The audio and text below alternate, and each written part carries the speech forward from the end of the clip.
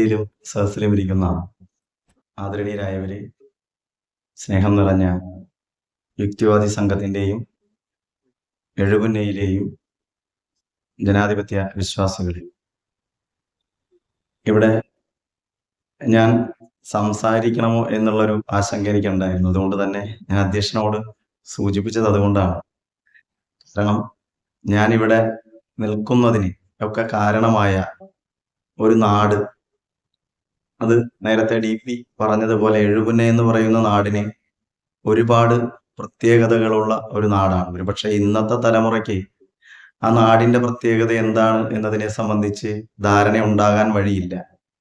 ഒരു കാലഘട്ടത്തിൽ ഒരുപക്ഷെ ചേർത്തല താലൂക്കിലെ തന്നെ ഏറ്റവും സാംസ്കാരികമായ നവോത്ഥാനത്തിന്റെ എല്ലാ തിരുശേഷിപ്പുകളും നിലനിന്നിരുന്ന ഒരു നാടാണ് എഴുപുന്ന. നമ്മുടെ ഒരുപക്ഷെ കമ്മ്യൂണിസ്റ്റ് പ്രസ്ഥാനങ്ങളിൽ മാത്രമായിരുന്നു ഒരുപക്ഷെ യുക്തിവാദ നിരീശ്വര ഉള്ള ആൾക്കാരുണ്ടായിരുന്നു. പക്ഷെ എഴുപുന്നയിൽ അങ്ങനെ ആയിരുന്നില്ല. കോൺഗ്രസിന്റെ അടക്കമുള്ള സജീവ പ്രവർത്തകർ നിരീശ്വരവാദ ചിന്താഗതികളോടെ പ്രവർത്തിക്കപ്പെട്ടിരുന്ന ഒരു പ്രദേശമാണ് എഴുപുന്ന എന്ന് നമുക്ക് പറയാൻ കഴിയും. അത് അരവിന്ദൻ ചേട്ടനാണെങ്കിലും ആ എഴുപുന്ന ഗോപിനാഥ് ആണെങ്കിലും ആ തലമുറ എന്ന് പറയുന്നത് ഒരുപാട്, എനിക്ക് മുൻപിലിരിക്കുന്ന ആനന്ദപ്രഭു അടക്കമുള്ള ആൾക്കാർ ഒരു കാലഘട്ടത്തിലെ യുക്തിവാദി സംഘത്തിന്റെ ഇവിടുത്തെ പ്രവർത്തകരായിരുന്നു. ഭാവിയിലെ ജീവിതത്തിന്റെ പ്രതിസന്ധികളിൽ പലപ്പോഴും പലതും ഒക്കെ മാറ്റി നിർത്തപ്പെട്ടിട്ടുണ്ടാവാം. പക്ഷെ അപ്പോഴും എഴുപുന്നയുടെ ഒരു പേര് ഈ എഴുപുന്നയ്ക്ക് പുറത്തേക്ക് നൽകുന്നതിന് കാരണമായവർ ഇവരൊക്കെയാണ്. അതിൽ എഴുപുന്ന ഗോപിനാഥിന്റെ പേര് നമുക്ക് ഒരിക്കലും മറക്കുവാൻ കഴിയില്ല. ഒരുപക്ഷെ ആ പ്രവർത്തനത്തിനിടയിൽ ഈ നാട്ടിൽ നിന്ന് ജോലിയുമായി ബന്ധപ്പെട്ടുകൊണ്ട് പോകേണ്ടി വന്നിരുന്നുവെങ്കിലും ആ പേര് അദ്ദേഹത്തിന്റെ പേരിന് മുന്നിൽ ചേർത്തുകൊണ്ടാണ് ഈ നാട്ടിൽ മുഴുവൻ, ഈ കേരളത്തിലാകെ സാംസ്കാരിക നവോത്ഥാന പ്രവർത്തനങ്ങൾക്ക് അദ്ദേഹം നേതൃത്വം കൊടുത്തത് എന്ന് നമുക്ക് പറയാൻ കഴിയും. ഒരു യുക്തിവാദി അല്ലെങ്കിൽ ഒരു നിരീശ്വരവാദി അവന്റെ ശാസ്ത്രം പ്രചരിപ്പിക്കുവാൻ ഏറ്റവും നല്ല മാർഗം എന്താണ് എന്ന് ചോദിക്കുമ്പോൾ അതിൽ രാഷ്ട്രീയം എന്ന് പറയാനായിരിക്കും ഒരുപക്ഷെ എല്ലാവർക്കും കഴിയുക. ഒരു കമ്മ്യൂണിസ്റ്റുകാരൻ പറയുക രാഷ്ട്രീയമാണ് നല്ലത് എന്നാണ്. പക്ഷെ അതിനേക്കാൾ ഉപരിയായി മജീഷ്യൻ ആണ് എന്ന് പറഞ്ഞാൽ മജീഷ്യന് എന്താണ് ശാസ്ത്രം എന്ന് പറയാൻ എളുപ്പം കഴിയും. താൻ കാണിച്ചത് എൻ്റെ മന്ത്രസിദ്ധി കൊണ്ടല്ല, എൻ്റെ കൺകെട്ട് കൊണ്ടാണ് എന്ന് പറയാൻ, ഞാൻ നിങ്ങളെ കബളിപ്പിക്കുകയായിരുന്നു എന്ന് പറയാൻ, ഞാൻ എൻ്റെ ശാസ്ത്രീയമായ അഭ്യാസ പ്രകടനങ്ങൾ കൊണ്ട് ഞാൻ നിങ്ങളെ പറ്റിക്കുകയായിരുന്നു എന്ന് പറയുവാൻ വേണ്ടി തൻ്റെ ശാസ്ത്രബോധത്തെ അല്ലെങ്കിൽ മറ്റുള്ളവർ കാണിക്കുന്ന ദിവ്യാത്ഭുതത്തെ അത് ദിവ്യാത്ഭുതമല്ല എന്ന് പറഞ്ഞുകൊണ്ട് യുക്തിഭദ്രമായി നമ്മുടെ മുൻപിൽ അവതരിപ്പിക്കപ്പെടുന്ന ഒരു മജീഷ്യനായി മാറുകയും കേരളത്തിൽ തന്നെ ഒരുപക്ഷെ കൂടുതൽ സാങ്കേതികമായ സൗകര്യങ്ങൾ ഉണ്ടായിരുന്നെങ്കിൽ ഒരുപക്ഷെ മുതുകാടിലുമൊക്കെ അപ്പുറത്തേക്ക് മാറുവാൻ കഴിയുമായിരുന്ന ഒരാൾ ആണ് എഴുപുന്ന ഗോപിനാഥ് എന്ന് പറയാൻ കഴിയും.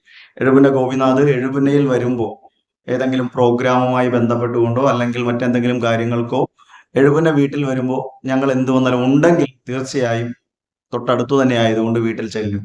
സംസാരിക്കുമ്പോൾ തന്നെ നമുക്ക് ഒരു പ്രത്യേകതയാണ്. കാരണം എന്തെങ്കിലും അറിവുള്ള ഒരു കാര്യം നമുക്ക് കേൾക്കുവാൻ കഴിയും, അത് കേൾക്കുന്നത് തന്നെ. അത് ജയപ്രകാശ് ആണെങ്കിലും ഒരു കാലഘട്ടത്തിൽ നമ്മളുടെയൊക്കെ ആവേശമായി മാറിയിരുന്നത് ഈ യുക്തിവാദി സംഘത്തിന്റെയൊക്കെ പ്രവർത്തനങ്ങളുടെ ഏതെങ്കിലും തരത്തിലുള്ള ഒരു അറിവ് നമുക്ക് കിട്ടുന്ന ഒരാൾക്കാർ എന്ന നിലയിലാണ് ഇവരെയൊക്കെ നമുക്ക് കണ്ടിരുന്നത്. തീർച്ചയായും ഒരു കുടുംബത്തിന്റെ മാധവൻ നായർ എന്ന് പറയുന്ന മനുഷ്യന്റെ അല്ലെങ്കിൽ ഒരു പഴയ ഒരു പട്ടാളക്കാരൻ ആയിരുന്നു എന്ന് പറയപ്പെടുന്നു.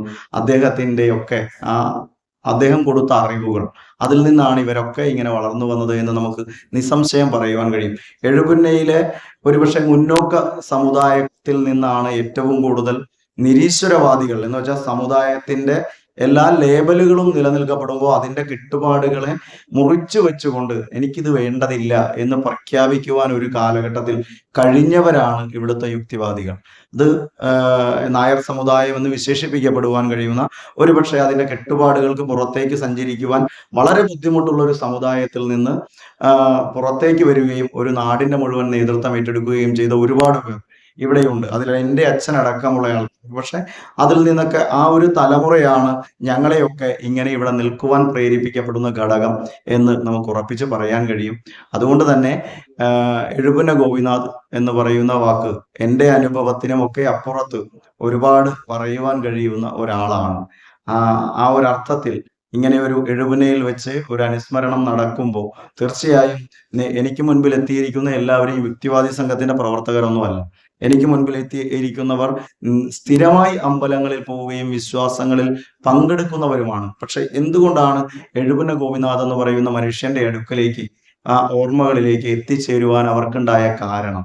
അത് അദ്ദേഹത്തിന്റെ ഫ്ലെക്സിബിൾ, അദ്ദേഹത്തിന്റെ വിശ്വാസങ്ങളിലോ ഏതെങ്കിലും തരത്തിലുള്ള ശാസ്ത്രബോധത്തിലോ വ്യത്യാസം വരുത്തിക്കൊണ്ട് അദ്ദേഹത്തിന്റെ ജീവിതത്തിൽ ഒന്നും അദ്ദേഹം പ്രകടിപ്പിച്ചിട്ടില്ല എങ്കിലും അദ്ദേഹം വിശ്വാസികളോടും അവിശ്വാസികളോടും പ്രത്യേകമായ ഏതെങ്കിലും ഒരു വേർതിരിവ് കാണിച്ചുകൊണ്ടല്ല അദ്ദേഹത്തിന്റെ ജീവിതത്തിലെ പ്രവർത്തന മേഖലകളിൽ അദ്ദേഹം വ്യാപരിച്ചിരുന്നത്.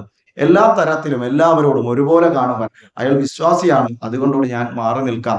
ചില കേവലമായ യുക്തിവാദികൾ, എനിക്ക് പരിചയമുള്ള പഴയ യുക്തിവാദികൾ അല്ലെങ്കിൽ പഴയ കമ്മ്യൂണിസ്റ്റുകൾ എന്ന് പറയപ്പെടുന്ന കുറെ ആൾക്കാരുണ്ട്. അവരിൽ നിന്നൊക്കെ വ്യത്യസ്തമായിരുന്നു. ഫ്ലെക്സിബിൾ ആണ്. അവർ അമ്പലത്തിൽ പോകുന്നുണ്ട്, വിരോധമില്ല, പൊക്കോളും. ഉത്സവത്തിന് അദ്ദേഹം ഇവിടെ ചിലപ്പോഴൊക്കെ ശ്രീനാരായണപുരത്ത് വരും. ഉത്സവമായതുകൊണ്ട് അവിടെ ഒരു ദൈവികമായ കാര്യമാണ് നടക്കുന്നത്, അതിനുവേണ്ടി വന്നു എന്ന നിലയിലല്ല അദ്ദേഹം വരിക. തീർച്ചയായും ഇവിടെയുള്ള എഴുപുന്നക്കാരെ കാണുവാൻ കഴിയുന്ന ഒരു വേദി എന്ന നിലയിലാണ്. അതുകൊണ്ട് തന്നെ അദ്ദേഹം ജീവിതത്തിൽ പലപ്പോഴും ഫ്ലെക്സിബിൾ ആയിട്ടുള്ള, അല്ലെങ്കിൽ അത് ആ ഫ്ലെക്സിബിൾ, നമ്മളൊക്കെ ആദ്യം യുക്തിവാദ ചിന്താഗതികളിലേക്ക് വരുമ്പോൾ നമ്മളൊക്കെ വിശ്വസിക്കുക, അമ്പലത്തിൽ ഞാൻ എന്താ ചെരുപ്പിട്ടുകൊണ്ട് കയറിയാൽ എന്താ, എനിക്ക് വിശ്വാസമില്ലല്ലോ എന്ന നിലയിലാണ് നമുക്ക് ചിന്തിക്കാൻ കഴിയുക. പക്ഷെ അവരുടെ വിശ്വാസത്തെ ഹനിക്കപ്പെടാതെ നമ്മളുടെ വിശ്വാസങ്ങൾ എങ്ങനെ പ്രകടിപ്പിക്കപ്പെടുവാൻ കഴിയും എന്നതാണ് നമ്മൾ ശരിയായ യുക്തിവാദിയുടെ ഒരു ചിന്താഗതി എന്നുള്ളത് സമൂഹത്തിൽ പ്രകടിപ്പിക്കപ്പെടുവാൻ കഴിഞ്ഞ ഒരാളാണ് എഴുപുന്ന ഗോപിനാഥ്.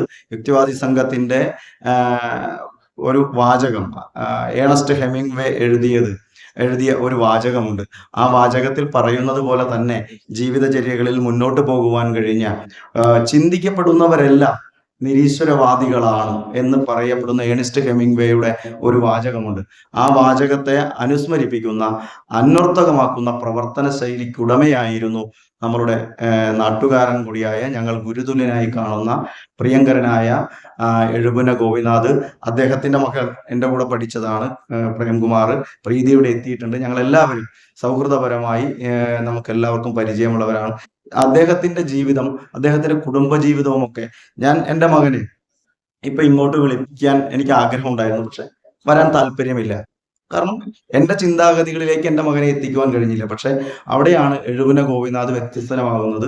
തീർച്ചയായും അദ്ദേഹത്തിന്റെ ജീവിതത്തോടൊപ്പം അദ്ദേഹത്തിന്റെ ജീവിതത്തിന്റെ ഏത് പ്രത്യയശാസ്ത്രമാണ് അദ്ദേഹം പഠിച്ചത്, അത് മക്കളിലും കുടുംബത്തിലും കൂടെ പ്രാവർത്തികമാക്കുവാൻ കഴിഞ്ഞു എന്നുള്ളിടത്താണ് അദ്ദേഹത്തെ തീർച്ചയായും നമ്മൾ ഓർമ്മിക്കപ്പെടുക. കേവലമായ അനുസ്മരണങ്ങൾ ഒരു ഓർമ്മ പുതുക്കലുകൾ മാത്രമല്ല, അവ നാളെയുടെ സമൂഹത്തിൽ തൻ്റെ ജീവിതത്തെ ഒരു ചര്യയായി, താൻ പ്രകടിപ്പിക്കപ്പെട്ട ജീവിതത്തിന്റെ ഉത്തരവാദിത്തങ്ങൾ അടുത്ത ഒരു തലമുറയിലേക്ക് കൊടുക്കുവാൻ കഴിയുന്ന ഒരു പ്രേരക ശക്തി കൂടെയാണ് ഓരോ അനുസ്മരണങ്ങളും എന്നുള്ളത് കൊണ്ട് തീർച്ചയായും എഴുപുന്ന ഗോപിനാഥിന്റെ അനുസ്മരണങ്ങൾ ഇവിടം കൊണ്ട് അവസാനിക്കുന്നതല്ല.